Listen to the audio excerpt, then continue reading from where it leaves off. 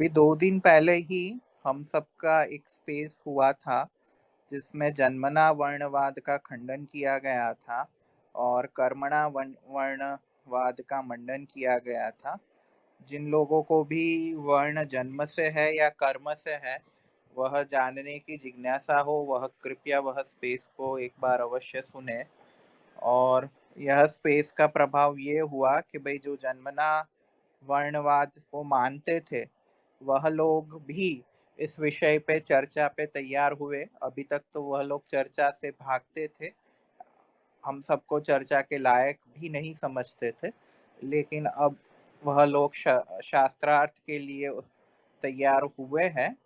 अगले सप्ताह पे वह क्या वर्ण व्यवस्था जन्म से है या कर्म से, इस विषय पर शास्त्रार्थ होगा। आर्य समाज कर्मणा वर्णवाद को प्रस्थापित करेगा और नवीन वेदांती जो शंकराचार्य के शिष्य है, वो सारे जन्म से वर्ण है उसको प्रतिपादित करेंगे। आचार्य जी कनेक्ट हो गए हैं, उनसे रिक्वेस्ट करूंगा अब आप आगे की कार्यवाही संभालिए। नमस्ते जी। ओम ब्राह्मणो अस्य मुखम आसीत् बाहुर्राजन्यः उरुकृतः। ओम ब्राह्मणो अस्य मुखम आसीत् बाहुराजन्यः कृतः उरु तदस्य यद्वैश्यः पदभ्यां शूद्रो अजायत। यह मंत्र यजुर्वेद के 31वें अध्याय का 11वां मंत्र है। इस मंत्र के अर्थ को देखने से पहले अपन यह जान लेते हैं कि इससे पूर्व प्रकरण क्या है।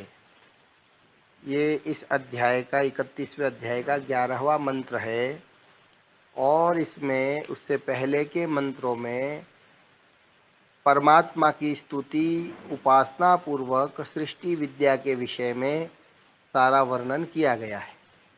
सहस्त्र शीर्षा पुरुषः आदि आदि जो मंत्र हैं उसके द्वारा ये जगत की उत्पत्ति कैसे हुई, किसने की, पहले कौन सा पदार्थ उत्पन्न हुआ, और उस तस्मात् यज्ञात् सर्वभूतः, उस कह रहे हैं पूर्ण पुरुष जो परमेश्वर है, उससे ऋग्वेद सामवेद आदि उत्पन्न हुए। उसके पश्चात आगे कहते हैं अश्व गाय आदि उत्पन्न हुए। और फिर इस 11वें मंत्र में बताया गया है कि ब्राह्मण शब्द का अर्थ ऋषि दयानंद जो कि प्रसिद्ध वेद के भाष्यकार हुए हैं, उन्होंने कहा है। उसकी व्याख्या करते हुए स्वामी जी कहते हैं वेद ईश्वर विद अनयो हो, उसके साथ साथ जो वेद और ईश्वर का सेवक और उपासक है वह अस्य ईश्वरस्य, वह ब्राह्मण जो है वो इस ईश्वर का मुखम इव उत्तम। जैसे शरीर के सब अंगों में मुख श्रेष्ठ इसलिए माना गया है कि मुख के अंदर प्रायः सभी ज्ञानेन्द्रियां बुद्धि आदि स्थित है, ब्रह्मरंध्र भी यही है। तो मुख के समान अस्ति अर्थात है। बाहु कहते भुजाओं के, आँखों से दुनिया को देखने और जानने के लिए, वाणी से बोलने के लिए, कानों से सुनने के लिए, ये सारी, और नाक जो घ्राणेन्द्रिय है, ये चारों जो इंद्रियों को, ज्ञानेन्द्रियों को मुख के अंदर दिया है। तो जैसे ये अत्यंत अजाओं के समान बल और वीर्य से युक्त है। राजपुत्र राजन्य उरु इव वेगादि कर्मकारी, कह रहे हैं उरु के समान। उरुहु कहते हैं जांघ के तुल्य, वेगादि काम करने वाला। तत् वैश्य जो है वो सर्वत्र कह रहे हैं प्रवेश करता है। और पदभ्याम सेवा और अभिमान आदि से रहित होने के कारण शूद्र जो विद्या अध्ययन कराने पर भी न कर सके और जिसके अंदर अर्थात जिसमें सूक्ष्म बुद्धि का अभाव हो, जो मोटी बुद्धि का व्यक्ति है, जो शारीरिक कार्य को कर सकता है, वह शूद्र कह रहे हैं उत्पन्न हुआ। अर्थात परमात्मा ने मनुष्य जाति में जो विद्या, शम, दम आदि में जो उत्तम गुणों में है, वो मुखम इव उत्तमः, जैसे मुख श्रेष्ठ है, मुख के समान जिनके अंदर कह रहे श्रेष्ठ विद्या, शम, दम आदि है, वह ब्राह्मण कहलाएंगे। जो अधिक वीर्य वाले हैं, जो रक्षा का कार्य कर सकते हैं, वे क्षत्रिय हैं। और जो व्यवहार और विद्या से कुशल है, वे वैश्य हैं। और जो सेवा करने में, शारीरिक श्रम करने में, भोजन आदि पकाने में, अन्य सेवा कार्य करने में जो बहुत ही प्रवीण है, विद्या से रहित है, वह कह रहे हैं वो शूद्र कहलाएंगे। इस मंत्र को कुछ लोगों ने इस मंत्र की अन्यथा व्यवस्था की है। पहले हमें यह जानना होगा कि जैसा कि हमारा विषय है कि क्या वेद में जातिवाद है, तो यह जो मंत्र है वह वर्ण व्यवस्था का प्रतिपादक है। और वर्ण व्यवस्था में यह बतलाया है कि 4 ही वर्ण होते हैं। और वर्ण शब्द का जब अपन अर्थ जानते हैं तो वर्ण का अर्थ होता है वर्णो वृणुते है, अर्थात जिसका वर्ण किया जाए, जिसको स्वीकार किया जाए। वर्णो वृणुते है अर्थात कर्म अनुसार जिसका वर्ण किया जाए वह वर्ण है। इस पर प्रकाश डालते हुए ऋषि दयानंद ने ऋग्वेद आदि भाष्य भूमिका के जो वर्णाश्रम धर्म विषय वहाँ कहा है, वर्णो वृणुते रीति निरुक्त प्रामाण्याद वर्णीयाः वरितुम अर्हाः गुणकर्माणि च दृष्ट्वा यथायोग्यम व्रियन्ते ते वर्णाः।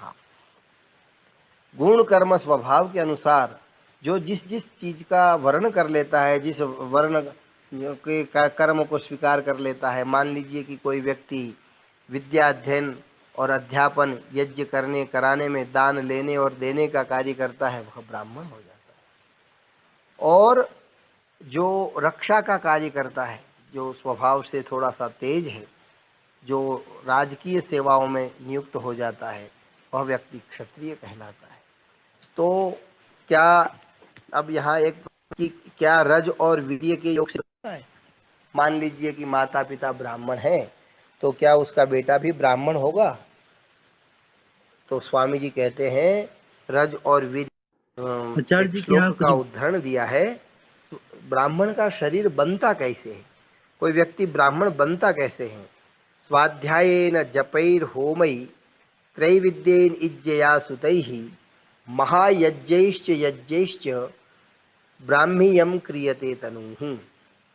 इसका संक्षेप में अर्थ इस प्रकार से हो सकता है, स्वाध्याय से अर्थात वेदादि सत्य शास्त्रों के पढ़ने और पढ़ाने से, जपई ही और विचार करने कराने से, ओम आदि प्रणव का जप करने से, होमई ही नानाविध होम के अनुष्ठान करने से, त्रैविद्येन संपूर्ण वेदों को शब्द अर्थ संबंध से पढ़ने पढ़ाने से, इज्जयाः पूर्णिमा और अमावस्या आदि के इष्टि याग करने से, और विविध प्रकार के विधि पूर्वक धर्म से संतान उत्पत्ति करने से, महायज्ञैश्च और 5 जो महायज्ञ हैं, ब्रह्म यज्ञ, देव यज्ञ, पितृयज्ञ, बलिवैश्वदेव यज्ञ, अतिथि यज्ञ, इन सब कर्मों के करने से इयम यह तनु शरीर ब्राह्मी ब्राह्मण का किया जाता है। तो यहाँ स्पष्ट हो गया कि केवल किसी रज और वीर्य से ब्राह्मण के घर में जन्म लेने मात्र से या क्षत्रिय के घर में जन्म लेने मात्र से कोई क्षत्रिय नहीं होता। जो जैसा जिसका गुणकर्म स्वभाव होगा उसके अनुसार ही उसका जो वर्ण है वह निर्धारित होता है। अब यहाँ पर हमें यह भी देखना चाहिए कि क्या ऐसे प्रमाण भी है जिससे यह ज्ञात हो कि प्राचीन काल में व्यक्तियों का वर्ण परिवर्तन होता रहता था। मनुस्मृति में ही एक श्लोक आता है, शूद्रो ब्राह्मणतामेति ब्राह्मणश्चैति शूद्रताम क्षत्रियात् जातमेवं तु विद्यात् वैश्यात् तथैव च।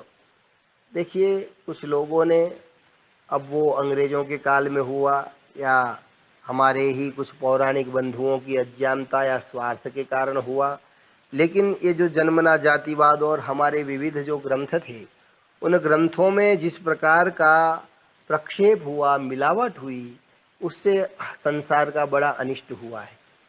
और जो कुछ विधर्मी लोग थे, विदेशी आक्रांता थे, वे ये भी जानते थे कि भारत की जातीय जो व्यवस्था, इसको यदि हम वर्ण व्यवस्था को जाति में परिवर्तित करके इनमें परस्पर यदि लड़ाइयाँ करवा देते हैं, झगड़े करवा देते हैं, तो हमारा राज्य दीर्घकाल तक स्थापित रहेगा।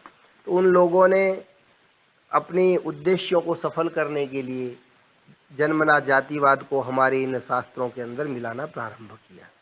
वस्तुतः मनु जैसा न्यायकारी कोई राजा आज तक नहीं हुआ, और मनुस्मृति जैसा निष्पक्ष संविधान, जिसमें बहुत स्पष्ट रूप से जो समझदार व्यक्ति है, जिसको समाज ब्राह्मण मानता था कर्मों के आधार पर, वह व्यक्ति यदि गलती करता है तो उसको ज्यादा दंड का विधान मनु करते हैं, शूद्र को कम दंड का विधान करते हैं।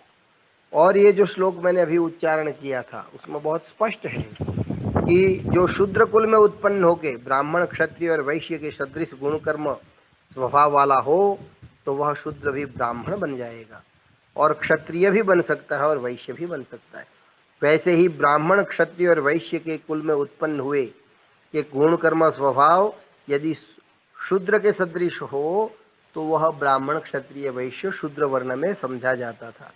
एक पिता की मान लीजिए 4 संतान है, चारों गुरुकुल में भेजी गई, उनमें से कोई अच्छा विद्वान हो गया, शास्त्रों का ज्ञाता हो गया, तो वो ब्राह्मण कहलाएगा।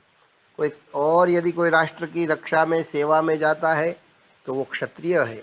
जो व्यापार करेगा वो वैश्य, और शूद्र भी जो सेवा कार्य करता है। तो उसमें कोई छुआछूत का भेदभाव, ऊंच नीच का भेदभाव ऐसा बिल्कुल नहीं होता था।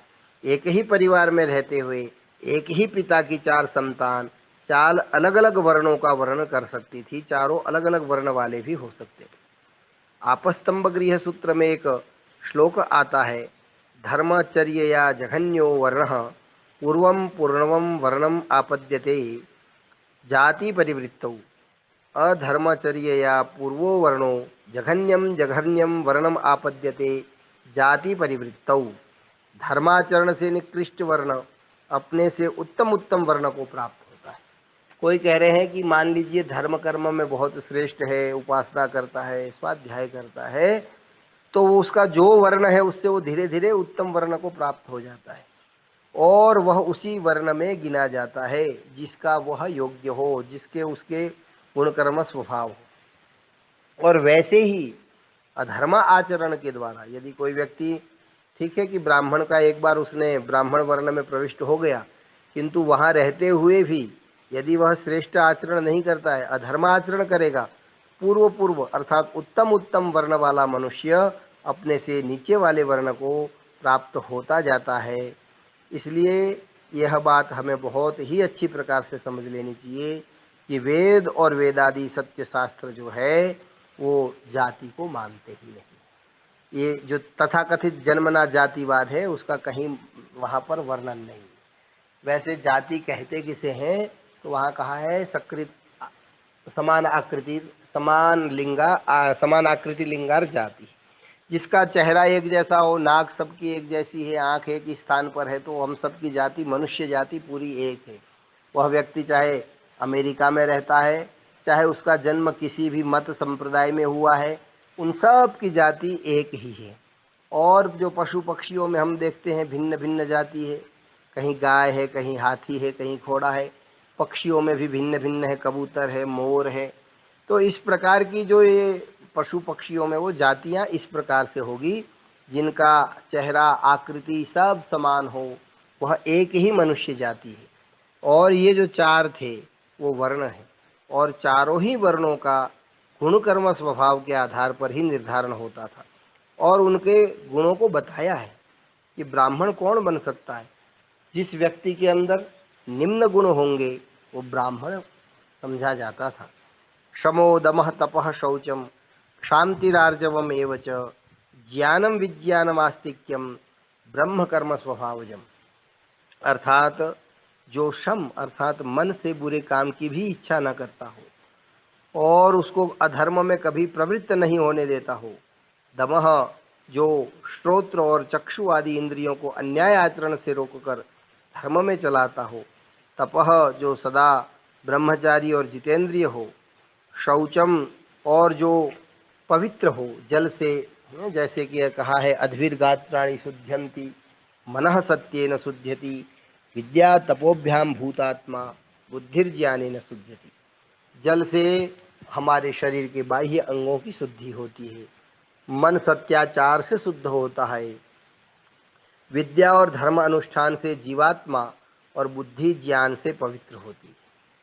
तो जो शांति अर्थात निंदा स्तुति सुख दुख शीत उष्ण हानि लाभ मान और अपमान आदि को छोड़कर, हर्ष और शोक को छोड़कर सदा धर्म में जो दृढ़ निश्चित भाव से रहता है, आर्जवम और जो कोमलता, निरअभिमानी सरल स्वभाव वाला, उसके साथ ज्ञान जो वेदांती सांगोपांग शास्त्रों को पढ़कर ज्ञानवान हो, विज्ञानवान हो, आस्तिक और वेद और ईश्वर के प्रति पूर्व जन्म जन्म आदि पर पूर्ण श्रद्धा रखता हो, ऐसे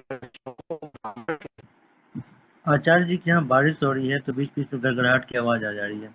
मैं बात करता हूँ आचार्य से। ऋषि जी आप कुछ देर देखिए, मैं बात करता हूँ आचार्य से। हाँ जी, आचार्य जी कनेक्ट हो तब तक हम थोड़े पुराणों की चर्चा कर लेते हैं, जहाँ पे उन्होंने वर्ण व्यवस्था की बात करी है और वर्ण जन्म से है या कर्म से है, उस विषय में पुराणों का क्या मत है। हमने जब पौराणिक समाज से शास्त्रार्थ की मांग की तो उन्होंने पुराण को प्रमाण मानने से मना कर दिया और बोला कि भाई आपसे जो शास्त्रार्थ होगा उसमें आप पुराण का कोई प्रमाण मत दीजिएगा, भगवत गीता का भी प्रमाण मत दीजिएगा, महाभारत का भी प्रमाण मत दीजिएगा और रामायण आदि इतिहास ग्रंथों का भी प्रमाण मत दीजिएगा। अब यह तो उनका हमेशा दोगलापन है, सारा दिन हम पे आक्षेप लगाते हैं कि आर्य समाजी गीता को नहीं मानते, 70 श्लोकों की गीता कर डाली, श्री कृष्ण की वाणी है, गीता को नहीं मानते, पुराण को नहीं मानते, भागवत को नहीं मानते। और खुद जब चर्चा करने की बात आई तो उन सबसे उन्होंने पल्ला झाड़ दिया। मैं एक भविष्य पुराण के ब्राह्म पर्व के अध्याय 16 का श्लोक 58 का वर्णन करता हूँ कि भाई उसमें लिखा है कि भाई विश्वामित्र ऋषि ने बहुत बड़ा तप किया, उन्हें ब्राह्मणत्व प्राप्त नहीं हुआ, फिर प्रतिपदा का उपवास करने को उनको देह से ब्राह्मणत्व प्राप्त हो गया। मतलब जो ब्राह्मणत्व तप जप आदि कष्टदायक कर्मों से प्राप्त होता था, वह सारा ब्राह्मणत्व पौराणिकों ने एक उपवास करके प्राप्त करा दिया। तो मतलब ये तो ब्राह्मणत्व नहीं हुआ, पेड़ पे लगे हुए आम हो गए या चीकू हो गए जिनको हाथ लगाओ और तोड़ दो। प्रतिपदा मतलब जो महीने का पहला दिन होता है, जो तिथि पहली तिथि होती है, उसका उपवास करो और आप सब ब्राह्मण बन जाओगे। तो पुराणों में तो ऐसी बात लिखी है। सुमित जी कुछ कहना चाहते हैं? ऋषि जी मैं उस समय में कह रहा था कि आप रामायण और महाभारत को भूल गए। उन्होंने रामायण और महाभारत को भी प्रमाण मानने से इनकार कर दिया है ना, मैं बोला उन्होंने रामायण महाभारत को भी नकार दिया, उन्होंने कोई भी इतिहास ग्रंथों को प्रमाण मानने से मना कर दिया। फिर इसी भविष्य पुराण के ब्राह्म पर्व के 40वें अध्याय का 34वां श्लोक है, जहाँ पे लिखा है कि तस्मान गोरश्व वत्कारिश्च जाति भेदो अस्ति देहिनां कार्य शक्ति निमिषस्तु संकेतः कृत्रिमो भवेत्। इसमें यह लिखा है कि भाई मनुष्य में गाय या घोड़े के समान जाति भेद नहीं है। पौराणिकों का एक सबसे बड़ा जो तर्क होता है जातिवाद जन्म से सिद्ध करने का, तो उनका कहना ऐसा होता है कि शेर जो है वो जन्म से शेर होता है, घोड़ा जो है जन्म से घोड़ा होता है, गधा जो है वो जन्म से गधा होता है। लेकिन यहाँ पे भविष्य पुराण ही उस बात का खंडन कर रहा है और वो बता रहा है कि मनुष्य में गाय व घोड़े के समान जाति भेद है ही नहीं। उसके दूसरे खंड में भविष्य पुराण लिख रहा है कार्य शक्ति निमिषस्तु संकेतः कृत्रिमो भवेत्। कार्य शक्ति के निमित्त यह जो ब्राह्मण क्षत्रिय इत्यादि जो संकेत है वह कृत्रिम है। कृत्रिम का अर्थ होता है जो प्राकृतिक, जो जन्म से ना हो। तो भविष्य पुराण का यह श्लोक उस बात का उत्तर देता है जो यह मिथ्या तर्क करते हैं कि भाई जैसे शेर का बच्चा शेर होता है, सांप का बच्चा सांप होता है, गधे का बच्चा गधा होता है, वैसे ही ब्राह्मण का बच्चा ब्राह्मण, शूद्र का बच्चा शूद्र, वैश्य का बच्चा वैश्य और क्षत्रिय का बच्चा क्षत्रिय होता है।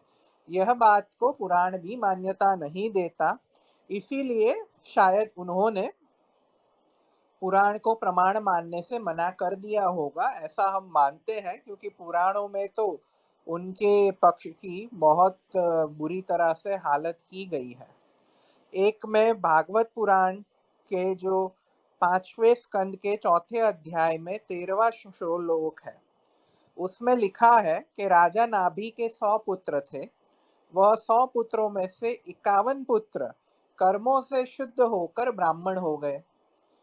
अब करपात्री जी और पौराणिक समाज लिखता है कि विश्वामित्र ऋषि ब्राह्मण बने, वो तो अपवाद है, ऐसा नॉर्मल केस में नहीं होता। और यहाँ पे वो भागवत जो है, जिस पाठ आप करते हो, जिसकी कथा हर जगह करते हो, जिसकी पोथी बना के आप सर पे लेके घूमते हो, जिसकी शोभा यात्रा निकालते हो, वह भागवत में एक साथ 51 क्षत्रिय पुत्रों का ब्राह्मण बनना लिखा है और एक ही जन्म में लिखा है।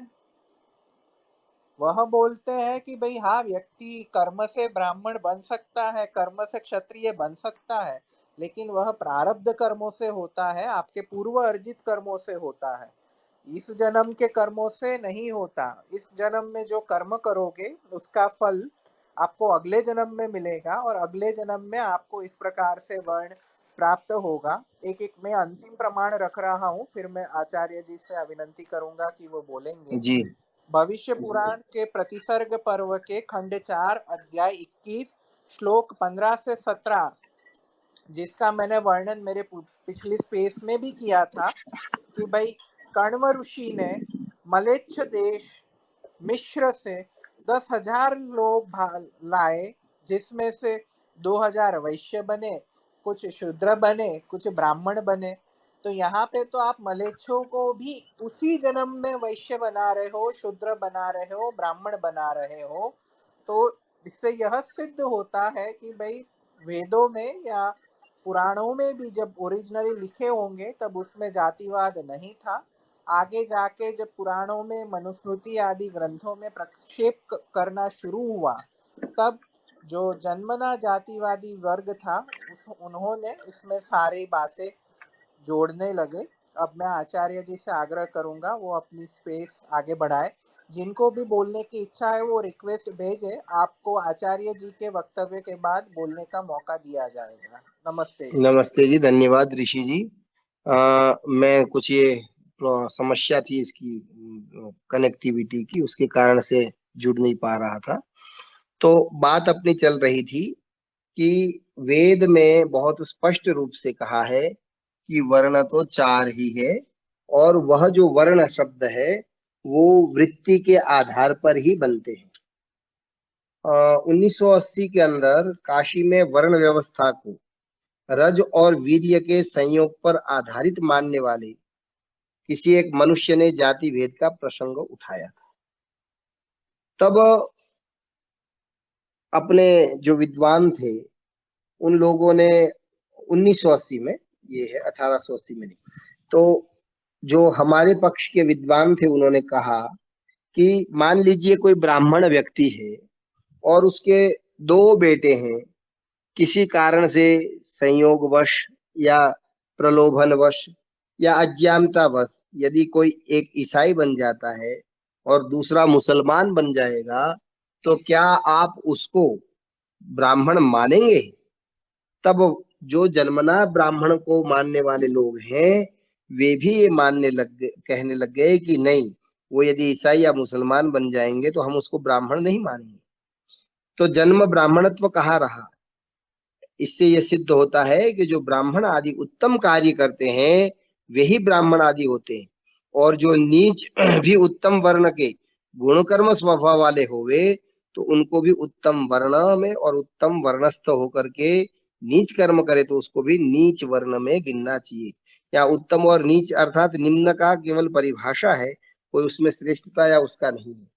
आज भारत में राजनीतिक लोगों ने राजनीतिक रोटियां सेकने के लिए मनु महाराज को गालियां देना और उसके ऊपर विविध प्रकार के आक्षेप और आरोप लगाना, और विशेष करके वामपंथियों ने अपनी सभ्यता और शान समझ ली है, जबकि मनु जैसा न्यायकारी और संविधान निर्माता कोई हुआ ही नहीं है। अब यह देखते हैं कि जन्म से वर्ण व्यवस्था मानने में दोष क्या है। ऋषि दयानंद ने भी यही बात कही है कि जन्म से यदि हम किसी को मानते हैं तो क्या मुसलमान बनने पर भी उसको आप ब्राह्मण मानेंगे? इससे यही सिद्ध होता है कि जो श्रेष्ठ कर्म करने वाले हैं वे ही ब्राह्मण कहलाते हैं। अपने यहाँ पर शास्त्रों में कहा है कि यानी अस्माकं सुचरितानि तानि त्वयोपास्यानि नो इतराणि, अर्थात जो हमारे श्रेष्ठ गुण कर्म स्वभाव है, आचार्य और माता पिता अपने शिष्यों और पुत्रों को कहते हैं कि हमारा जो श्रेष्ठ गुण कर्म स्वभाव है वही आपको उसका अनुकरण करना है, उसकी आज्ञा का पालन करना है। जो हमारी व्यवहार में अशुद्धि है उसको आपको ग्रहण नहीं करना है। जन्म से ब्राह्मण को कैसे नहीं माना जाता था, गुण कर्म स्वभाव के आधार पर कैसे माना जाता है, इस विषय में अपन उपनिषद के प्रमाण को भी जानते हैं। प्रायः यह कथा सबने सुनी है कि सत्यकाम जाबाल नाम के एक युवक ने, उस सत्यकाम की माता का नाम जबाली था, और जब सत्यकाम कुछ बड़ा हो गया, समझदार हो गया, तो उसने अपनी माता से पूछा कि माता जी, मैं अब गुरुकुल में जाकर वेदाध्ययन करना चाहता हूँ, तो आप बताइए कि मेरा गोत्र क्या है, मेरे पिता कौन है। तब उसकी माता ने कहा कि मेरा नाम जबाला है और मैंने बहुत सारे पुरुषों की सेवा की है। अब तू किसका पुत्र है और कौन से गोत्र का है यह तो मैं नहीं कह सकती हूँ, तू तो ऋषि को जाकर के यही कहना कि मैं जबाला का पुत्र जाबाल हूँ। यही बात जब सत्यकाम ने अपने गुरु ऋषि हरिद्रुम गौतम के को कही, तब ऋषि ने कहा कि तू जो ये सत्य बोल रहा है, इस सत्य बोलने का जो साहस कर रहा है, सत्य का जो आचरण करता है, इससे यह ज्ञात होता है कि तेरा गोत्र जो है वो ब्राह्मण ही है। क्योंकि अब ब्राह्मण अर्थात जो झूठ बोलेगा, छल कपट करेगा, वह ब्राह्मण हो नहीं सकता है। तू एकदम निश्चल भाव से यह बात कह रहा है, इसलिए जा, तू संविधा लिया, मैं तेरा उपनयन करूंगा।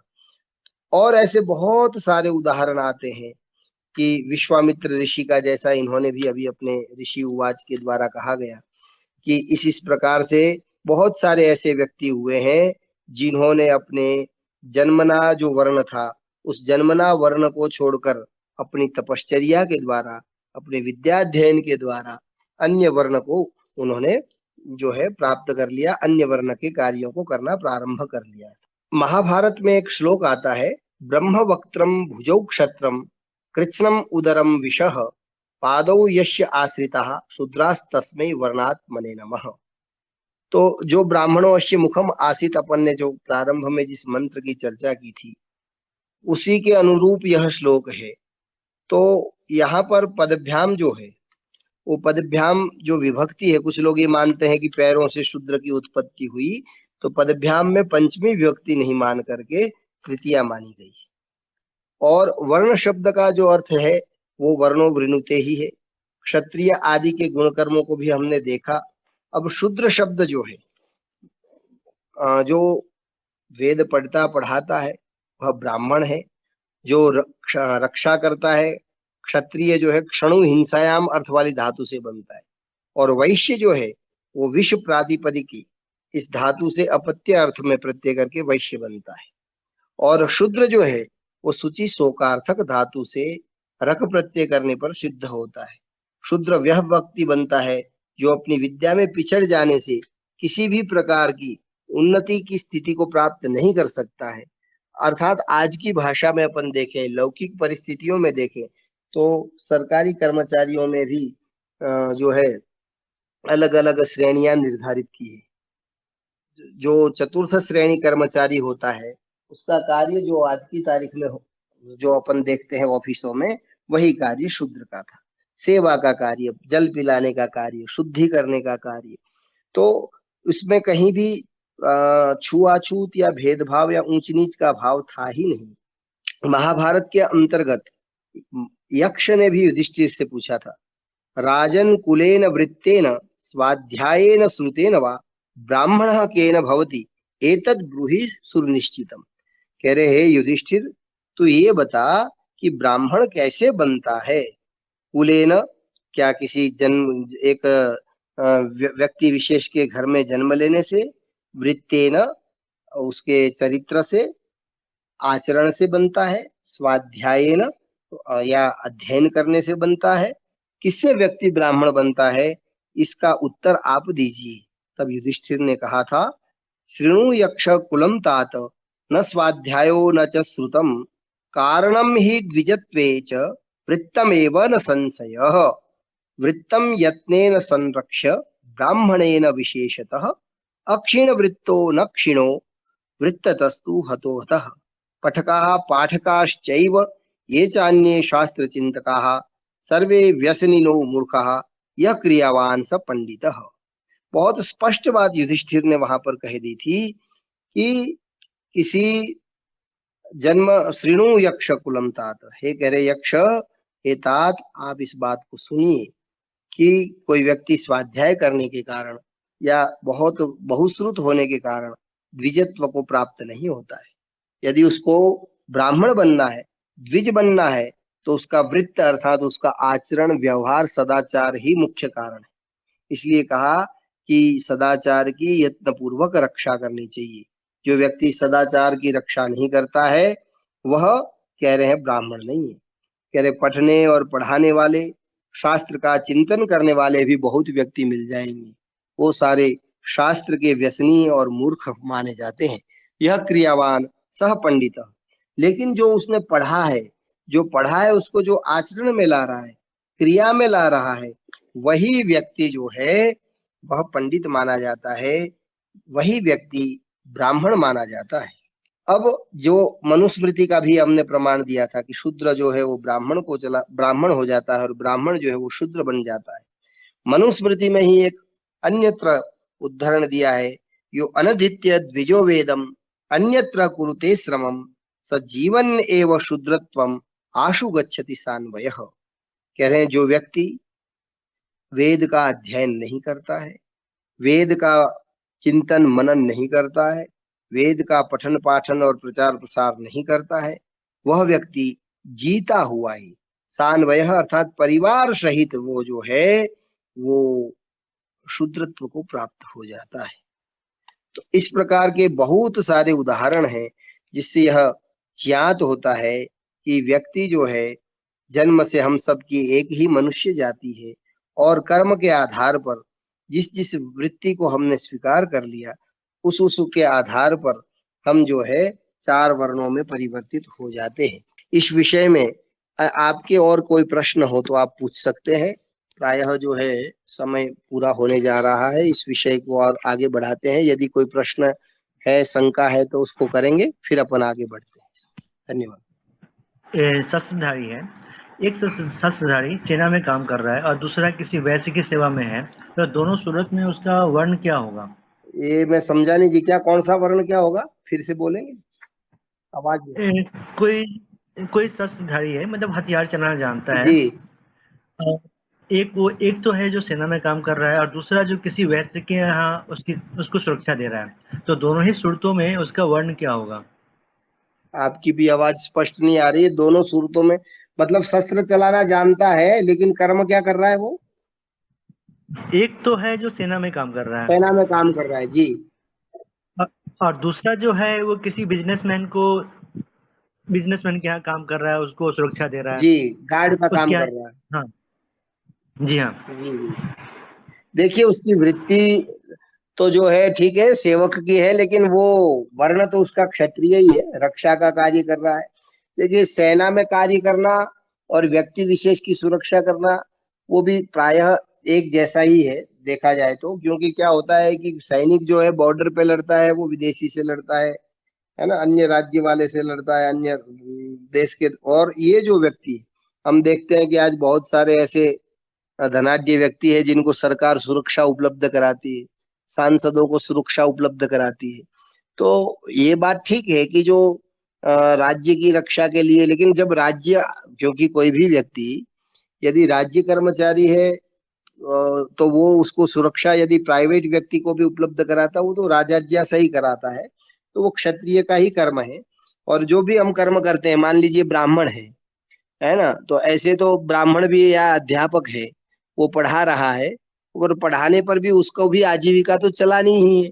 अब आजीविका चलाने के लिए उसको जो मानदेय दिया जाता है, जो वृत्ति दी जाती है, जो जिसको आप तनख्वाह कह सकते हैं, या उसका जो भी मासिक वेतन दिया जाता है, तो क्या वो सेवक हो गया? जी नहीं, उसका कर्म जो है, कर्म के आधार पर ही वो उसकी वर्ण की निर्धारण होता है। तो जो रक्षा का कार्य कर रहा है वह क्षत्रिय ही माना जाता है।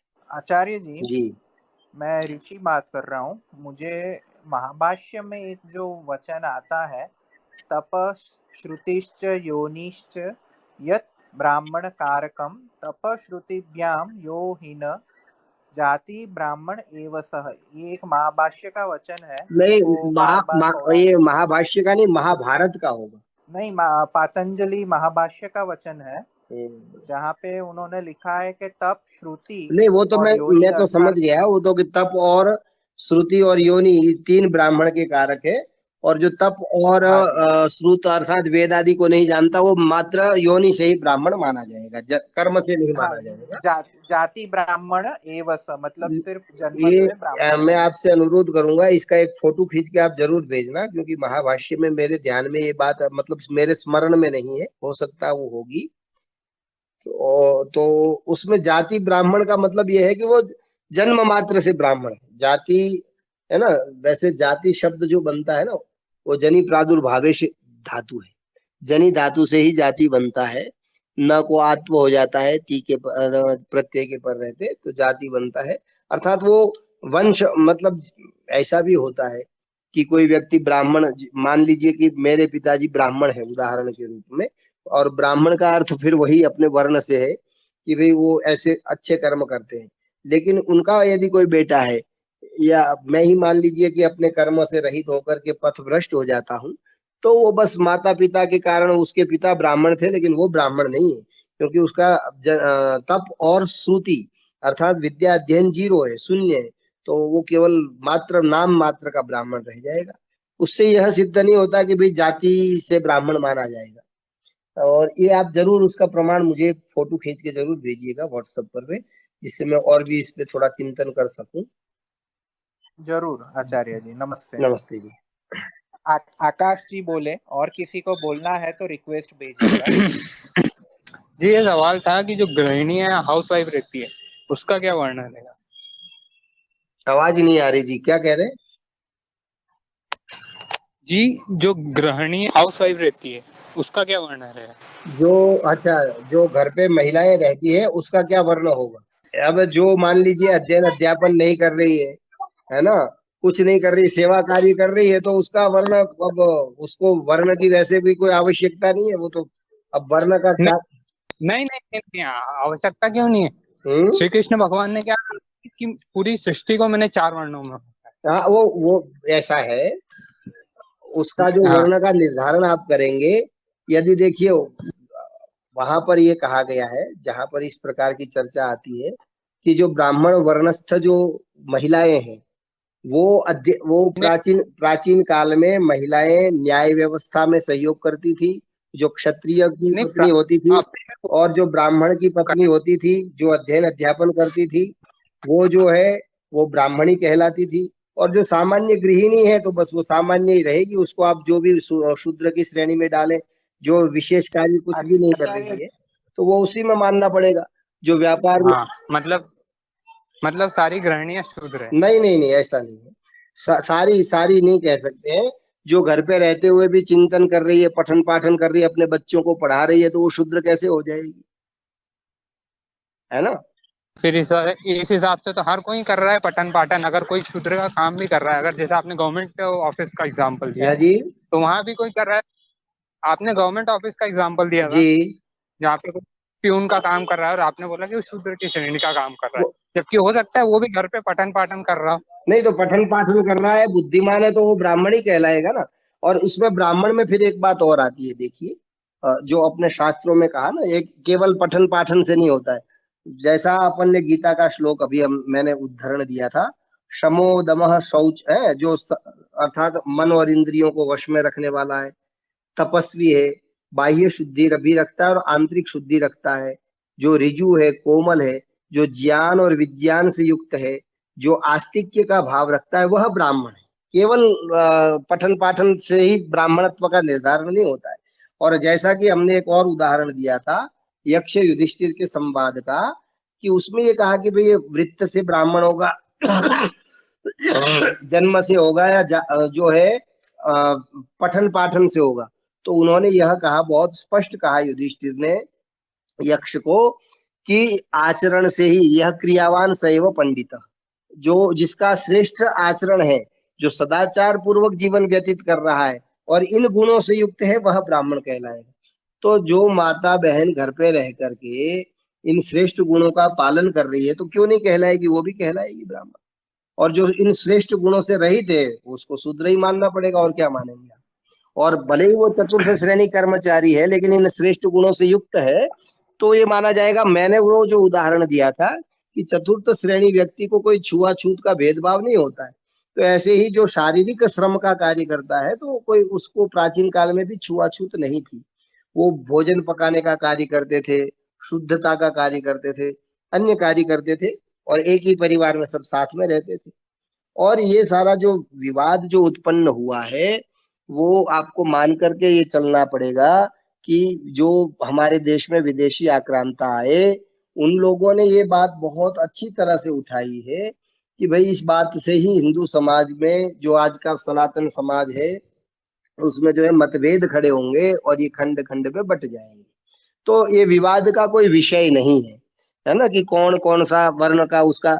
और बस बात इतनी सी है कि कोई व्यक्ति आचरण से रहित है, केवल ब्राह्मण परिवार में जन्म लिया है, और जिसका आचरण श्रेष्ठ नहीं है, जो मद्यपान कर रहा है, मांसाहार कर रहा है, और यही कहे कि ब्रह्म वाक्यम जनार्दन है, मैं जो कह रहा हूं, मैं तो ब्राह्मण हूँ, मेरा जन्म ब्राह्मण कुल में हुआ है, मेरा आचरण चाहे कैसा ही हो, आप मुझे पूजनीय मानो, है ना, नहीं तो मैं आपको श्राप दूंगा। ये सारी मिथ्या आडंबर की भी कोई आवश्यकता नहीं है।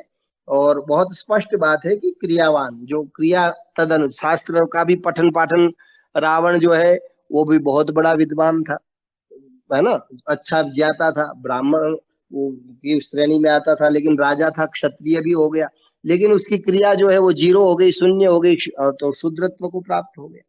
तो ऐसे बहुत सारे उदाहरण हैं जो हमारे प्राचीन काल में ऐसा हुआ, और इन सब में बहुत मतलब एक सामान्य सामान्य भाव से ये सारी क्रियाएं होती थी।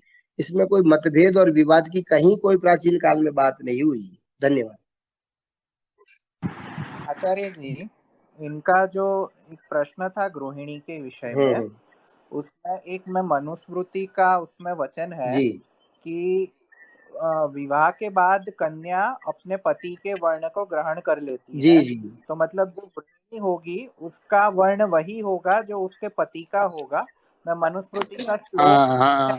ध्यान में नहीं आ रहा, लेकिन आकाश जी बाद में मुझे डीएम करिएगा, मैं मनुस्मृति में से ढूंढ के दिखा हाँ दूंगा। दे, मैं यही समझ चाह रहा था, तो दे, बात वहीं आ गई, उसकी अपनी कोई नहीं नहीं आइडेंटिटी नहीं, नहीं। इसमें इसमें क्या होगा ऋषि जी, यदि ये बात ठीक है, मुझे भी ध्यान नहीं, मनुस्मृति में हो सकता है, लेकिन ये आज की परिस्थितियों को या प्राचीन काल में भी अपन देखिए, ये जिन भैया ने प्रश्न उठाया है, उनको हमें यह भी समझना होगा कि प्राचीन काल में जो विवाह पद्धति होती थी, उसमें जो सर्वश्रेष्ठ विवाह पद्धति थी, वो स्वयंवर की विवाह पद्धति थी।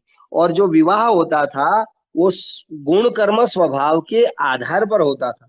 तो जिसका गुण कर्म स्वभाव एक जैसा है, वही परस्पर विवाह करते थे। जो आदर्श विवाह की स्थिति है, वो थी। जिस जिस जिस ब्राह्मणत्व की, जिस क्षत्रियत्व की हम बात करते हैं, तो हमको यह भी ध्यान रखना चाहिए कि विवाह की आज के जो माता पिता ने निश्चित कर दिया, वो विवाह नहीं था, या आज का जो लव मैरिज होता था, वो है ना, आकर्षण से एकदम देहाभिमान के कारण कामाशक्त होकर के, वो विवाह नहीं था। प्राचीन काल में तो गुरुकुल से शिक्षा प्राप्त करने के पश्चात दोनों पक्षों के आचार्य और आचार्याएं गुण कर्म स्वभाव मिला करके ही विवाह करते थे। और स्वामी जी ने सत्यार्थ प्रकाश में और अन्य प्राचीन उदाहरणों में मिलता है कि क्षत्रिय की जो पत्नी है वो न्याय व्यवस्था, राज्य में जो महिलाओं का जो समस्याएं होती थी उसका समाधान करती थी। और ब्राह्मण की जो महिलाएं हैं वो जो है कन्याओं को पठन पाठन और ज्ञान विज्ञान देने का कार्य वो महिलाएं करती थी। और क्षत्रिय की जो महिलाएं हैं, वैश्य की महिलाएं व्यापार में सहयोग करती थी, और जो सेवा का कार्य करती थी वो शूद्र थी। तो ऐसा नहीं कह सकते, ये मानना भी, जैसा कि इन्होंने कहा कि फिर उसकी अपनी स्वयं की महिला की कोई आईडी नहीं रही, तो ऐसा आज की जो परिस्थितियां हैं उसमें अपन ऐसा भी देखते हैं कि एक व्यक्ति ऐसा है कि जो बिल्कुल मतलब शारीरिक श्रम ही करता है और खेती का कार्य करता है, या ट्रैक्टर या ट्रक आदि का ड्राइवर है, या और ये उसकी पत्नी जो है पढ़ी लिखी और प्रोफेसर भी होती है। तो उसकी अपनी भी स्वयं की स्थिति है, और यदि वो महिला जिस कर्म को करती है तो वो उसको निश्चित रूप से उसको हमें ब्राह्मण मानना चाहिए। क्षत्रिय का कार्य करती है तो क्षत्रिय मानना चाहिए, और प्राचीन काल की विवाह पद्धति को भी ध्यान में रखना चाहिए। धन्यवाद, नमस्ते। मुंजा जी को आग्रह करूंगा वो कुछ बोले। हाँ, धन्यवाद आपका। मेरा यह प्रश्न था, गोत्र से प्रश्न था कि ये जो गोत्र का निर्धारण होता था वो किस तरह होता था, मतलब कि अगर अलग अलग वर्ण हुए तब तो सबका अलग अलग गोत्र होता था ना, मतलब मुझे इसकी कंसेप्ट समझना है, बस गोत्र का प्रश्न यही है मेरा। देखिए, वैसे तो मुख्य 7 अपने ऋषि हुए हैं, उन ऋषियों के नाम पर ही गोत्र चले हैं। और आज के जो प्रचलित है, आप देखेंगे कि बहुत सारे व्यक्ति ऐसे हैं जिन्होंने अपने सरनेम के साथ गांव का नाम लगाना शुरू कर दिया है ना, झिंझवाड़िया, नगवाड़िया, इधर जो है आलमपुरिया, जुईवाला, ऐसे अलग अलग लोगों ने अपने अपने गांव के नाम लगाने लगे। कुछ लोगों के आज के जो प्रचलित गोत्र हैं जिनकी हम चर्चा करते हैं, तो अब जैसे अपने जो प्रसिद्ध 2 वंश हुए हैं महाभारत काल में, कौरव और पांडव, तो वो भी व्यक्ति विशेष के नाम पे हुए। पांडु के पुत्र थे इसलिए पांडव कहलाए, और वो जो है वो कुरु के होने से, कुरु के यद्यपि ये भी थे, लेकिन इन्होंने अपने किसी, मतलब गोत्र कई बार ऐसे भी चल जाता है कि अपने कुल में, अपने परिवार में कोई बड़ा व्यक्ति हुआ तो उसके नाम से भी चला लेते हैं। ये हमारे जैसे यहाँ महाराज जी थे, उनके बैंदा लगा दिया, तो वो वस्तुतः वो जो गोत्र था उनका, वो वैसे चौहान क्षत्रिय थे, लेकिन बैंदा इसलिए लगा दिया कि उस परिवार में बैंदा नाम का एक महान व्यक्ति हुआ, या श्रेष्ठ, जिसको समाज ने श्रेष्ठ माना, तो उन्होंने अपना गोत्र वो लगा लिया। वस्तुतः जो अपने प्राचीन काल के जो ऋषियों के गोत्र हैं उसी के आधार पर ही गोत्र की तो व्यवस्था होती थी। और उसमें जो एक ही सगोत्र में विवाह नहीं करना, वो भी बहुत बड़ा वैज्ञानिक कारण था। खैर वो विषय अलग है। इसलिए आप गोत्र के विषय में थोड़ा जानना चाहेंगे तो मनुस्मृति का भी आपको अध्ययन करना चाहिए, और अलग से भी आप मुझे चाहे तो फोन करके भी पूछ सकते हैं, उसमें मैं विस्तार से आपको बताऊंगा। धन्यवाद।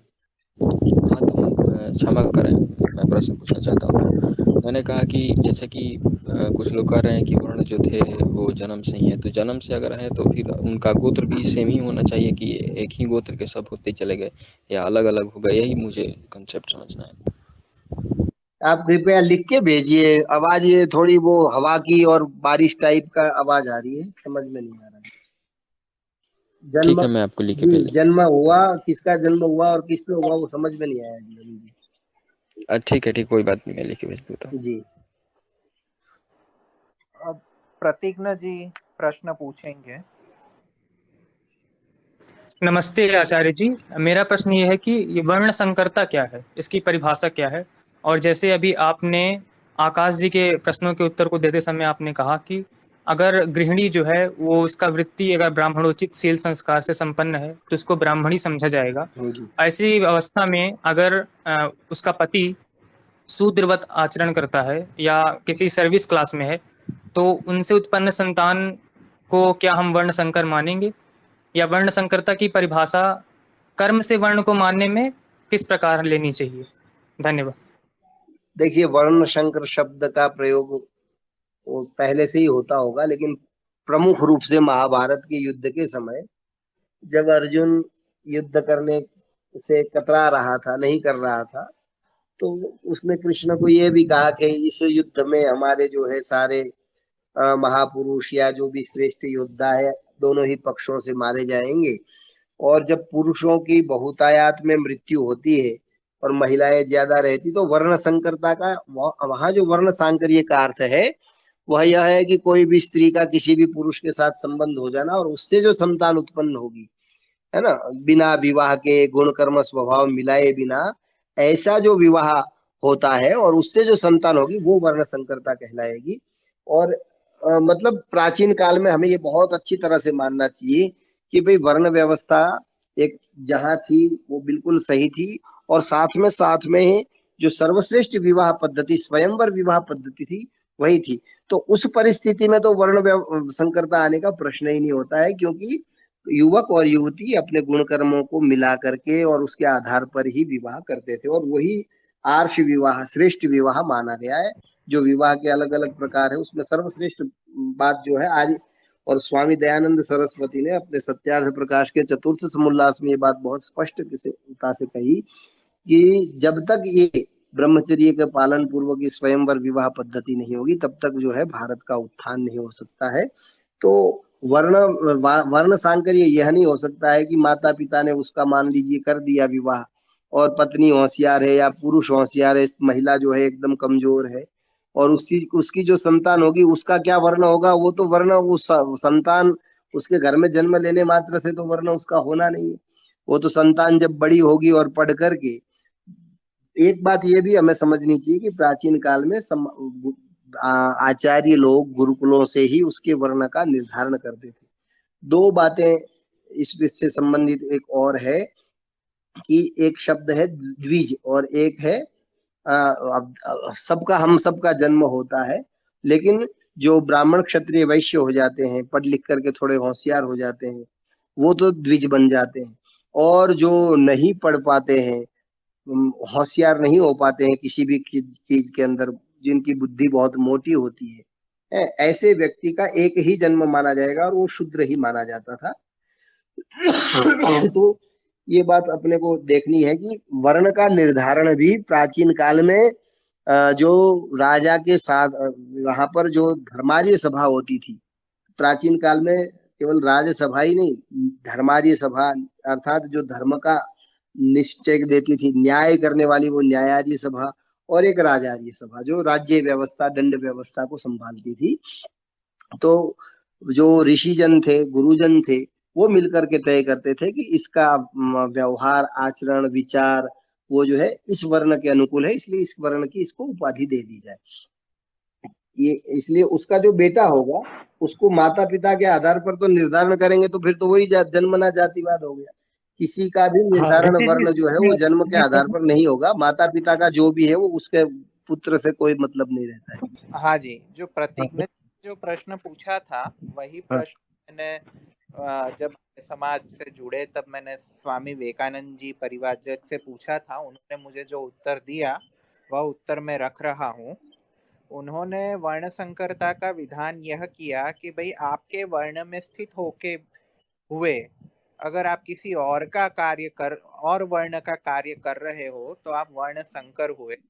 जैसे कि आपका मुख्य वर्ण है ब्राह्मण, आपका कर्म से मुख्य वर्ण ब्राह्मण है, पुरोहित कर्म करना अध्यापन करना आपका मुख्य कार्य है, लेकिन साथ में आप साइड में बिजनेस कर रहे हो तो आप वर्ण संकर हुए। इसी प्रकार आपका मुख्य वर्ण क्षत्रिय का है लेकिन साथ में आप बिजनेस कर रहे हो तो आप वर्ण संकर हुए। तो मतलब दो वर्ण को कर्मों को एक साथ करने वाले सारे लोग वर्ण संकर होते हैं। वैसा स्वामी विवेकानंद जी का मत था, वो जो मैंने अभी यहाँ पे उद्बोधित किया आचार्य जी। इस संदर्भ में फिर हमें ये भी सोचना पड़ेगा कि कर्म संकरता फिर क्या है। कर्म संकरता और वर्ण संकरता में कोई भेद भी है या नहीं है? कर्म वो कर्म सांकर्य हो गया, लेकिन कर्म के आधार पर वर्ण का निर्धारण होता है ना, इसलिए कर्म संकरता शब्द भी कहाँ मतलब स्मृति और आदि ग्रंथों में मिलता भी नहीं है। तो मतलब कर्म के आधार पे वर्ण का निर्धारित होगा, तो कर्म संकरता और वर्ण संकरता तो समान ही होगी ना फिर तो। एक अंतिम प्रश्न है कि हमारे शास्त्रों में, पुराणों में जो वर्ण संकर व्यक्ति होता है या उसके लिए कुछ प्रावधान, मतलब उसको अधिकार कम प्रदान किए गए हैं। तो अगर जैसे आज के युग में देखा जाए, कई लोग मल्टी टैलेंटेड होते हैं, कई सारे कामों को एक साथ संपन्न कर सकते हैं। ऐसे अवधानी होते हैं कुछ लोग जो कई सारे काम को एक साथ संपन्न करते हैं। तो उनको अगर अनधिकार की श्रेणी में रखना कितना उचित है, कितना तर्कसंगत है? आचार्य जी, मेरा प्रश्न ये था कि आजकल जैसे कई सारे ऐसे पुरुष होते हैं जो कई सारे कर्मों को कुशलता पूर्वक संपन्न कर लेते हैं। कई जैसे तो वो तो वर्ण संकर की श्रेणी में आ गए, अगर हम कर्म से माने तो अगर वो वर्ण संकर हो गए तो वर्ण संकर को जैसे वेदाधिकार नहीं है इत्यादि, तो नहीं, वर्ण ये संकर को कितनी उचित है? वेदाधिकार नहीं है ऐसा भी कोई प्रमाण नहीं है ना। और देखिए, इसमें हर विद्वान या अपने यहाँ पर क्या होता है, विचार स्वातंत्र्य सबको प्रदान किया गया है। ऐसा नहीं है कि बाबा वाक्यम प्रमाणम, एक ने कह दिया तो दूसरा बोल ही नहीं सकता है। अपने यहाँ पर जो वैचारिक स्वतंत्रता है भारत की ऋषि परंपरा में, वो अद्भुत है। तो एक व्यक्ति जो है, उसका वर्ण का निर्धारण केवल प्राधान्य रूप से जो देखा जाता है ना, उस केवल कर्म के आधार, आप देखिए उसमें गुण भी है साथ में। वहां गीता में भी कहा चातुर्वर्ण्यम मया सृष्टम, वहां मया शब्द को भले ठीक है उन्होंने जो जिस अर्थ में भी लिया, गुण कर्म के आधार पर है। तो एक व्यक्ति के अंदर मान लीजिए अपन उसके 100% देते हैं, तो उसके 20% कर्म मान लीजिए शूद्र के हैं या उसके क्षत्रिय के हैं। लेकिन प्राधान्य यदि उसके अंदर 80% ब्राह्मणत्व का है, तो उसका वर्ण निर्धारण करना तो वो ब्राह्मणत्व से होगा। और जैसा कि मैंने कहा कि केवल पठन पाठन करने मात्र से कोई ब्राह्मण नहीं बन जाता है। उसके अंदर शम दम तप शौच है ना, आर्जव, ऋजुता, पवित्रता, सदाचारिता, ये यदि नहीं है तो वो ब्राह्मण है ही नहीं, फिर वो नाम मात्र का ब्राह्मण है, वो चाहे कोई जो भी माने। और ऐसे ही क्षत्रियत्व का कोई मान लीजिए, फिर तो ऐसा हो जाएगा कि कोई व्यक्ति है आज फौज में है, उदाहरण के रूप में, ठीक है जी, और फौज में है तो उसको लाख रुपया तनख्वाह मिल रही है, कोई अधिकारी के रूप में है तो और ज्यादा मिलती होगी। अब वो व्यक्ति अपने पैसे को, अपने प्राप्त तनख्वाह को यदि शेयर बाजार में लगा करके कुछ ज्यादा लाभ कमा रहा है, तो क्या उसका वर्ण क्षत्रिय नहीं रहा? तो उसका जो प्रधान कर्म है वो क्षत्रियत्व का। इसलिए वर्ण निर्धारण करने में, ऐसे तो गौण कर्म हम सब करते हैं, सुबह उठ करके अपने कमरे में झाड़ू लगाते हैं, ठीक है जी, छोटे मोटे बाजार के कार्य करते हैं जिसमें हम कुछ खरीदते हैं कुछ बेचते हैं, तो क्या हम वैश्य हो जाएंगे? तो प्रधान जो कर्म है, जो जिसमें प्रधानत्व से कर्म के साथ साथ जो व्यक्ति के स्वाभाविक गुणों में जो प्रधानता है, उसके आधार पर वर्ण का निर्धारण होता है। नहीं तो फिर क्या होगा, मैं वेद भी पढ़ा रहा हूँ और अभी मैं मान लीजिए शाम को खेती जाके कर रहा हूँ, तो क्या मैं वैश्य बन जाऊंगा? जी नहीं। मैं गाड़ी चला रहा हूँ तो क्या मैं ड्राइवर हो गया? मेरी आवश्यकता थी, मैंने गाड़ी चला ली। तो कहने का मतलब ये है कि प्राधान्य के आधार पर ही वर्ण निर्धारण होता है, और दूसरे जो गौण कर्म करने से कोई वर्ण संकरता नहीं आती। वर्ण संकरता का जो अर्थ आएगा वो एकदम विपरीत अर्थों में होता है। सामान्य गौण कर्म करने से कोई वर्ण संकरता हो, ऐसा मुझे नहीं लगता है। धन्यवाद। एक अंतिम प्रश्न है रहेगा कि प्रतीक जी, बाकियों को भी थोड़ा मौका दीजिए, आपके अंतिम प्रश्न खत्म नहीं हो रहे हैं। अच्छा ठीक है, धन्यवाद आचार्य जी। जी जी। अलामा जी। प्रतिज्ञा ने मेरी प्रश्न वो पूछ लिए हैं, तो बस मुझे गोत्र के बारे में और जानकारी चाहिए थी कि गोत्र का निर्धारण कैसे होता है, लेकिन आचार्य जी ने कहा कि वो बाद में बताएंगे, तो मैं प्रतीक्षा करूंगा। अच्छा रूमी जी, आपको कुछ पूछना है? हाँ जी, सबको नमस्ते। नमस्ते आचार्य जी, बहुत ही सुंदर तरीके से आपने जो है वेदों में जातिवाद को बताया, बहुत ही सरल शब्दों में। मैं आपका अभिनंदन करती हूँ। मेरा बस एक यही प्रश्न है कि आज जो जाति मिलाई जाती है, जैसे विवाह संस्कार जब होता है तो पंडित जो है जन्म पत्री मिलाता है और बोलता है कि लड़की मंगली है। तो ये सब चीजें क्या मतलब, ये सब चीजें सोचनी चाहिए कि ये सब चीजें पौराणिक है?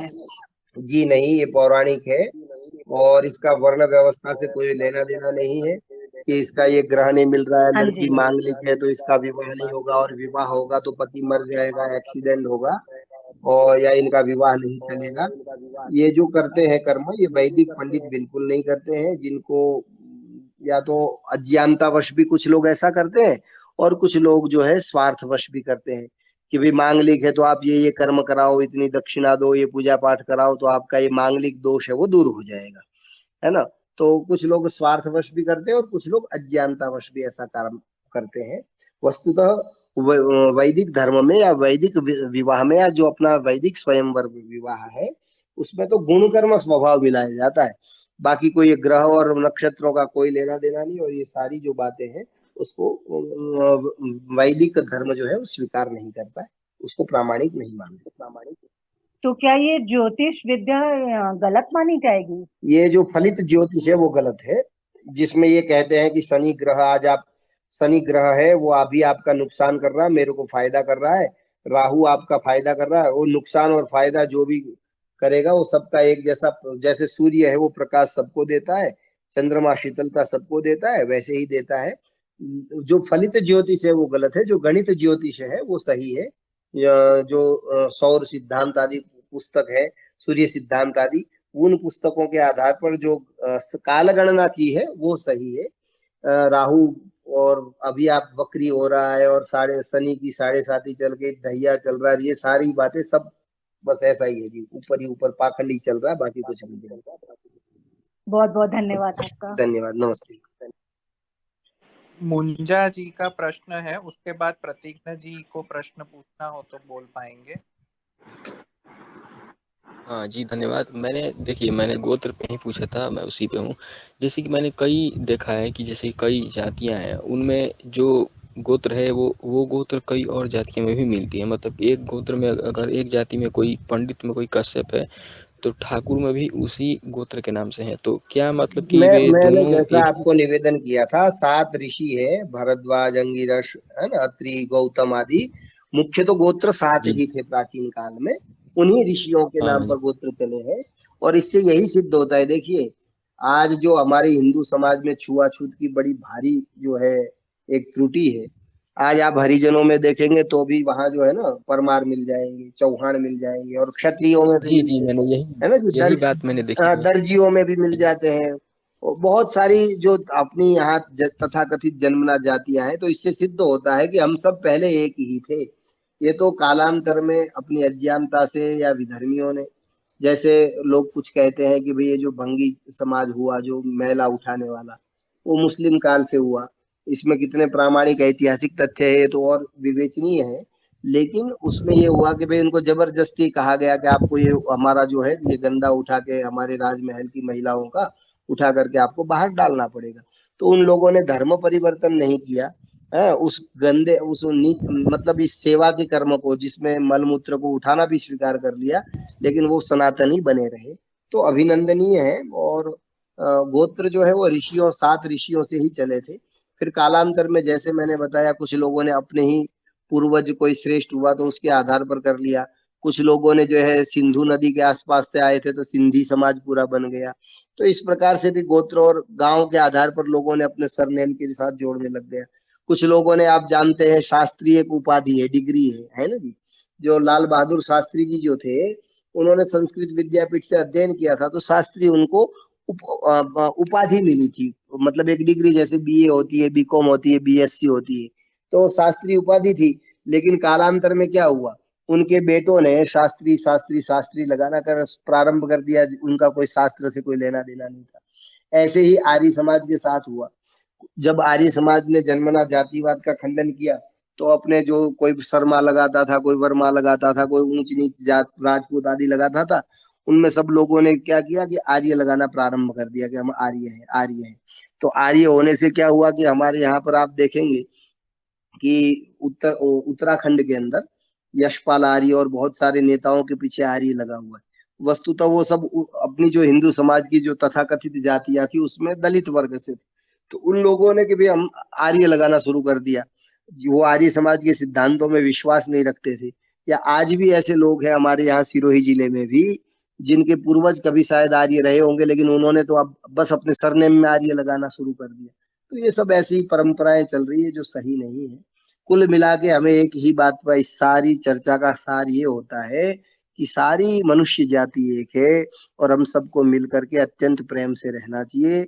और ये छोटी छोटी बातें, ऊंच नीच का, जन्मना जातिवाद, जन्म के आधार पर किसी को श्रेष्ठ मानना और जन्म के आधार पर किसी को निम्न मानना, उसको घृणित समझना, ये बहुत बड़ा पाप है। ऐसा नहीं करना है। और प्राचीन काल में एक ही मनुष्य जाति थी और वर्ण जो है वो सामाजिक व्यवस्था के लिए बनाए थे, है ना। आज जैसे सामाजिक व्यवस्था के लिए सरकार ने अलग अलग प्रकार की कैटेगरियां बना दी, अधिकारियों की बना दी। फौज के अंदर भी आप देखेंगे या पुलिस में देखते हैं तो कोई फीते वाला होता है, किसी के एक एक एक जो है वो एक स्टार होता है, किसी के 2 स्टार होते हैं, किसी के 4 होते हैं। तो ये जो है वो केवल श्रेणियां व्यवस्थाओं के लिए होती है और उससे कोई ऊंच नीच या जन्मना जातिवाद नहीं करना चाहिए। स्वामी जी ने कहा है कि वेद जैसे जैसे परमात्मा का सूर्य सबके लिए, परमात्मा की बनाई हुई हवा सबके लिए है, तो ऐसे ही परमात्मा का जो ज्ञान है वो भी सबके लिए, सब श्रेष्ठ बने। कोई भी जो है किसी को भी पीछे नहीं रखना है, सबको साथ लेकर के समरसता पूर्वक पूरे समाज का निर्माण करना चाहिए। धन्यवाद, नमस्ते। आचार्य जी, आचार्य जी, जी आवाज आ रही? आचार्य जी, किशोर ने एक प्रश्न दिया है, वो पूछ नहीं पा रहा, माइक उसका ऑन नहीं हो रहा।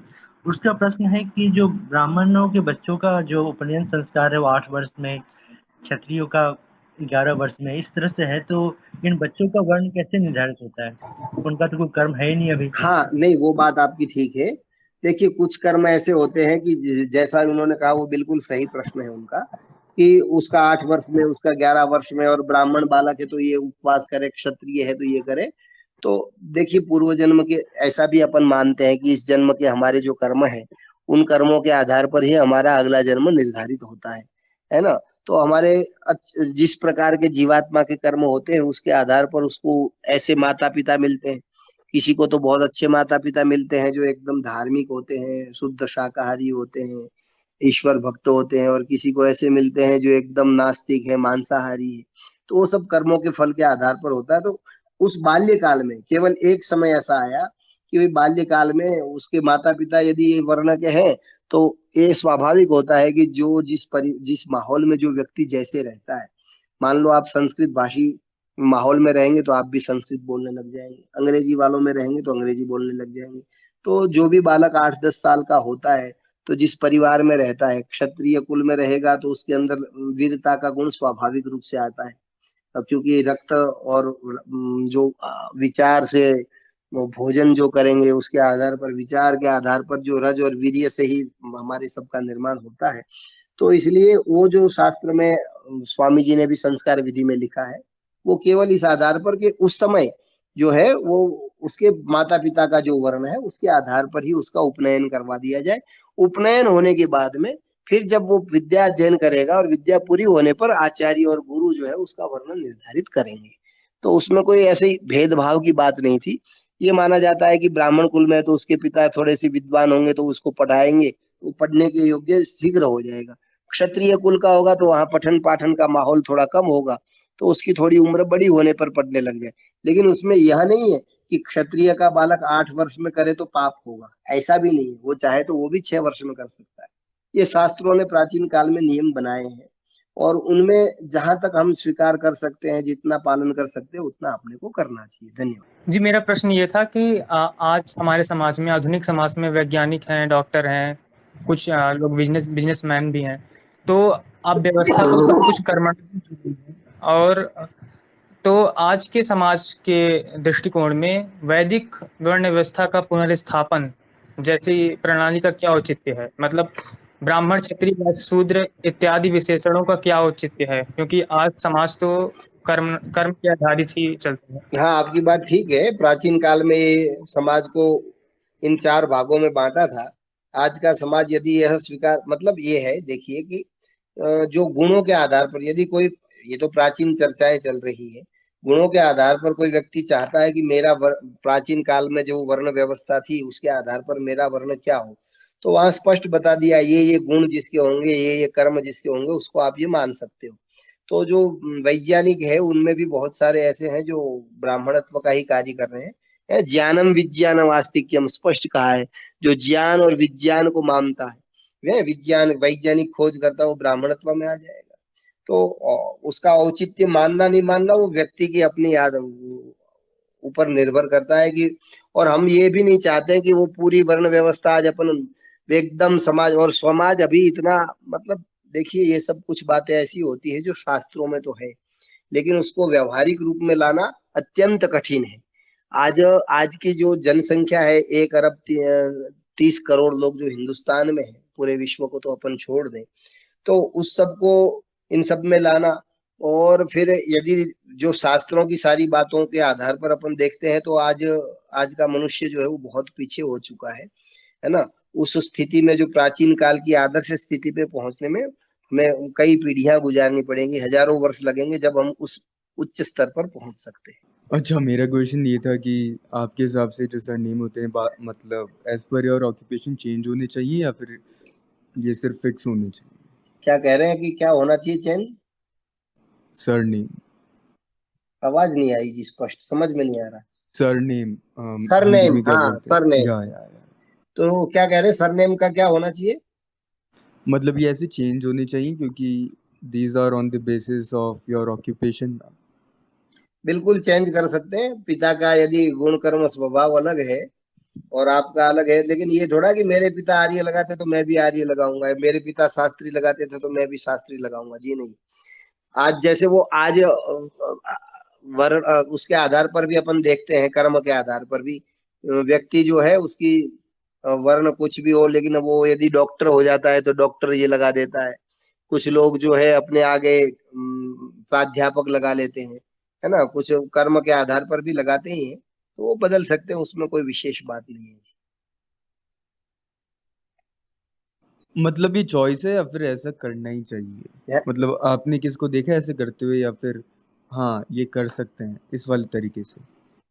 कर सकते हैं, समझा नहीं जी, एक बार फिर बोलेंगे? थोड़ा सा आवाज में अस्पष्टता हो रही। अच्छा, मेरे कहने का मतलब है कि ये चेंज करना ही चाहिए या फिर ये सिर्फ ऐसे कि हाँ कर सकते हो इच्छा हाँ, है? आप ये पूछ रहे हैं कि करना चाहिए या कर सकते हैं, वो व्यक्ति के ऊपर या हाँ, उसमें ऐसा है कि आपका यदि मान लीजिए कर्म है, आजकल लोग लगाते हैं सीए, ये अपनी जो भी कर्म है उसके आधार पर लगाते हैं, वो अपनी इच्छा पे निर्भर करता है। चाहे तो कई लोग ऐसे भी है जो केवल अपना नाम लिखते हैं, कोई उपाधि नहीं, कोई जाति नहीं, कोई सरनेम नहीं, केवल जो जिसका ओम प्रकाश नाम है। तो हमारे यहाँ एक गुरुजी है 90 वर्ष के, उन्होंने पीएचडी भी कर रखी, सब कुछ कर रखा, वैद्य भी है, लेकिन वो केवल अपना हस्ताक्षर भी ओमकार ही करते हैं, कुछ भी नहीं लिखते, केवल ओमकार लिखते हैं। तो वो अपनी इच्छा पे ही निर्भर करता है, उसमें कोई प्रतिबंध भी नहीं है और कोई आग्रह भी नहीं होता है, व्यक्ति उसके लिए स्वतंत्र है।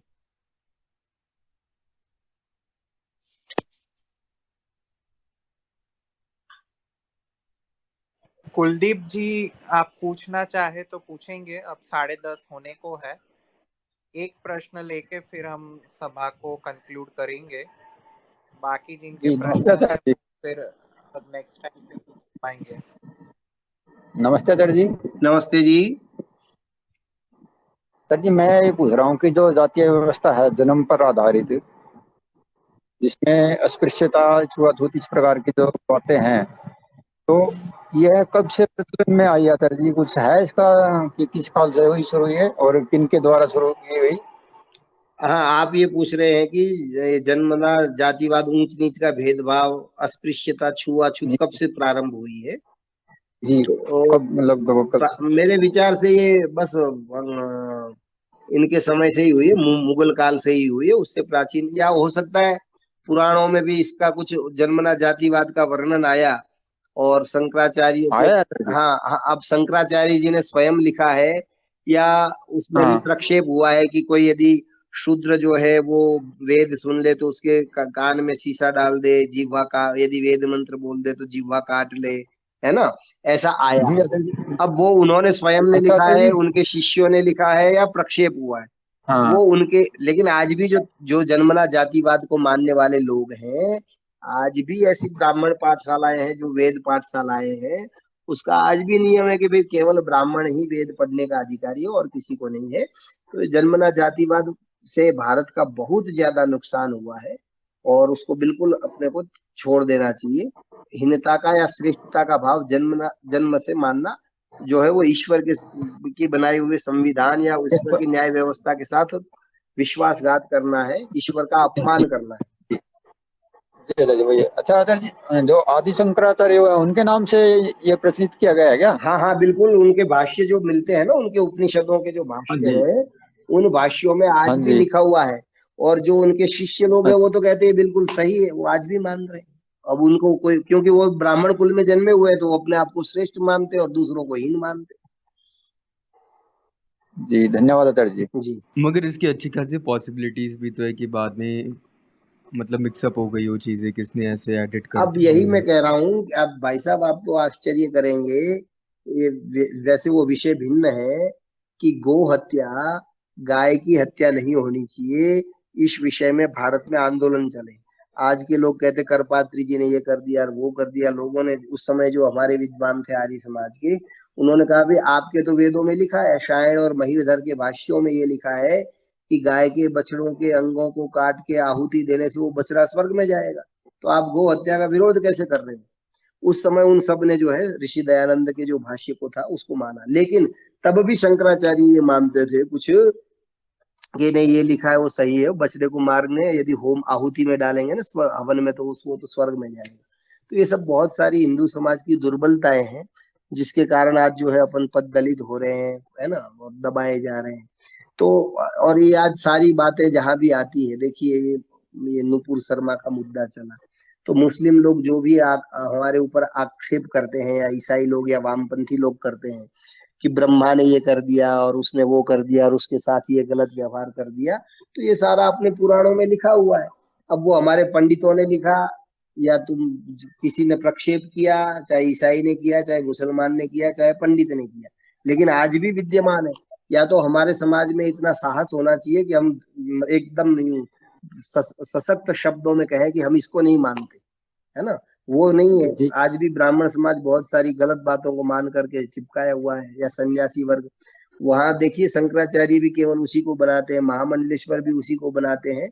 कुछ कुछ आश्रमों में ये परंपरा है जो केवल जन्म से ब्राह्मण है, बाकी जो जन्म से ब्राह्मण नहीं है और कितना ही योग्य है तो उसको नहीं बनाते। ये आज भी है, वो गलत ही है वो तो। थोड़ा इसे लाइट अप करने के लिए एक सवाल पूछूं आपसे। जी। आपने कभी किसको देखा है ऐसे शीशा डालते हुए? हाँ जी। आपने कभी किसको देखा जिसके शीशा डाला हुआ हो? नहीं, बिल्कुल बिल्कुल नहीं देखा है, केवल शब्द शास्त्र वो लिखा हुआ है, बस वाद विवाद में ये बातें चलती है, कोई भी नहीं डाल रहा है। लेकिन ब्राह्मण आज भी वेद पाठशालाओं में, हमारी जो आर्य समाज की वेद पाठशालाएं हैं उसमें तो हम सबको प्रवेश देते हैं, चाहे कोई भी आए और वेद पढ़े। लेकिन जो ब्राह्मण समाज के या जो सन्यासी शंकराचार्य की परंपरा के जो सन्यासी हैं, वो लोग जो चलाते हैं उसमें वो बिल्कुल वेद पढ़ने का अधिकार केवल ब्राह्मण को वो ये मानते, क्षत्रिय और वैश्य को भी नहीं। शूद्र की तो बात ही छोड़ दीजिए। शीशा तो डालेंगे तो अभी तो जेल में जाएंगे फिर तो लेकिन लिखा हुआ है, आपको यदि प्रमाण चाहिए तो मैं आपको भेज दूंगा, ठीक है ना जी। और लिखा हुआ है तो हम ये नहीं कह रहे किसने लिखा है, शंकराचार्य के भाष्य में मिल रहा है। यदि आप मानते हो कि ये गलत है तो हटा दो ना, कह दो कि ये गलत है, शंकराचार्य जी ये नहीं मानते थे, और उसको हटा दीजिए। हम तो यही चाहते हैं कि वो उसमें से हट जाए, हमारे शास्त्रों की शुद्धता बनी रहे। शंकराचार्य जी बड़े महान थे तो उनकी महानता बनी रहे, क्योंकि ये तो उनके साथ भी अन्याय हो रहा है। लेकिन ये साहस शंकराचार्य जी के शिष्यों को स्वयं को करना पड़ेगा ना, हम तो कैसे कर सकते। आचार्य जी, हमारी स्पेस में अभी हरियाणा किसान मोर्चा भाजपा के प्रमुख सुखविंदर जी हाजिर है, जो हरियाणा के विधानसभा के सदस्य है। अगर वह सुन रहे हैं तो हम उनसे आग्रह करेंगे कि भाई वो 2-3 मिनट के लिए अपना कोई मत रखे इस विषय पे। नमस्ते जी।